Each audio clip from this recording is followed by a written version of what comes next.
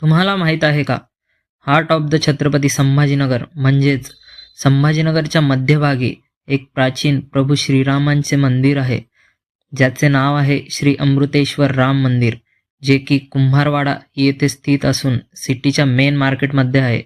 आज असंच शॉपिंग करायला सिटीमध्ये आलो होतो, पण त्याआधी श्रीरामाच्या दर्शनासाठी या मंदिरामध्ये प्रवेश केला. मंदिराच्या प्रवेशद्वारावरूनच दिसून येते की या मंदिराचे बांधकाम फार जुन्या पद्धतीचे आहे. के 1849 असा उल्लेख मंदिराच्या भिंतीवर दिसला.